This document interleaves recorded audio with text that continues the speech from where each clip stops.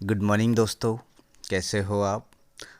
मैं आपका दोस्त फिर एक नई कहानी के साथ हाजिर हूँ। कहानी पसंद आए तो सब्सक्राइब करना और दिल करे तो लाइक भी करना। वैसे कहानी आपको निश्चित रूप से पसंद आएगी, क्योंकि कहानी में कुछ ऐसा संदेश छुपा हुआ है जो तुम्हारे दिल को छू जाएगा। कहानी ये है कि दशकों से कुछ बुजुर्ग दंपति साथ में रह रहे थे और दोनों पति पत्नी के बीच बहुत अच्छा चल रहा था सब कुछ। लेकिन वक्त के साथ साथ समय बदलता है और बुजुर्ग दंपतियों के बीच में एक अजीब सी समस्या आती है। समस्या ये आती है, उस बुजुर्ग व्यक्ति को लगता है कि मेरी पत्नी मेरी बात नहीं सुनती है। बार बार कहने के बाद भी वो सुन नहीं पाती है। इस बात पर उसने गंभीरता से विचार किया और सोचा सचमुच ये बहरी हो गई है, क्यों ना इस डॉक्टर से एक बार सलाह की जाए। वह व्यक्ति डॉक्टर के पास जाता है और जाकर अपनी पत्नी की समस्या बताता है और बोलता है कि मेरी पत्नी की एक गंभीर समस्या है, वो सुन नहीं पाती है, वो शायद बहरी हो गई है। डॉक्टर कहता है कि समस्या तो वास्तव में गंभीर है, लेकिन इसके पहले इस समस्या का पूर्ण रूप से आपको आकलन करना होगा। आकलन कैसे? आकलन ऐसे आपको पता करना होगा कि आपकी पत्नी कितनी दूर से सुन पाती है, अर्थात 20 फीट से 30 फीट से कितनी निश्चित दूरी से वह सुन पाती हैं और वो उनका बहरापन कित हद तक हुआ है, ये आपको करना है। ये करने के लिए बुजुर्ग व्यक्ति तैयार हो जाता है और वो अगले दिन कोशिश करता है। जब उसकी पत्नी किचन में काम करती है तो वहाँ से वो आवाज़ देकर पूछता है कि आज खाने में क्या बना है। लगभग उस समय दूरी 40 फीट की होती है, तो जवाब में कुछ नहीं आता। उसको लगता है कि शायद और करीब जाकर पूछना चाहिए।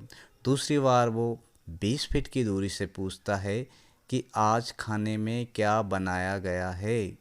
उसके बाद भी उसको कोई प्रत्युत्तर नहीं मिलता।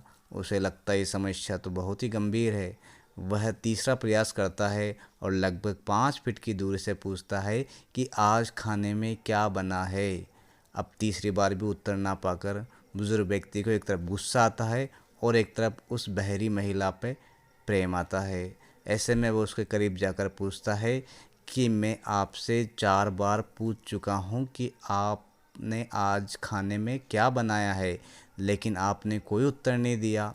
उस पर बुजुर्ग महिला ने उत्तर दिया कि मैं भी आपको 4 बार बता चुकी हूँ कि आज खाने में खिचड़ी बनी है, पर आपने सुना नहीं। दोस्तों, अब इस कहानी का दूसरा पहलू यह है कि आपने सोचा कि सचमुच में बहरा कौन है?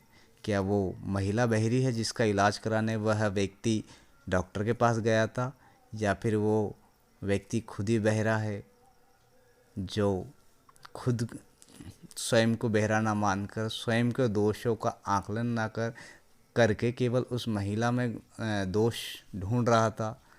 जीवन में होता यही है, हम अक्सर यही करते हैं।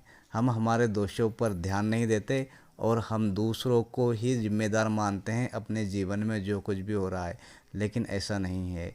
मैं तो ये कहूँगा यहाँ तक कि ब्रह्मांड में वो व्यक्ति पूर्ण रूप से गलत है जो स्वयं को हर परिस्थिति में सही साबित करने में लगा रहता है, अपने तर्कों से, अपने कुतर्कों से। लेकिन शब्दों का अलंकार पहनाने से समस्या का रूप नहीं बदल जाता, समस्या यथावत रहती है। एक बार हमें इसका विश्लेषण करना चाहिए कि समस्या दूसरी तरफ भी हो सकती है, जो कि इस कहानी में है। इस कहानी में वह बुजुर्ग व्यक्ति स्वयं बहरा है।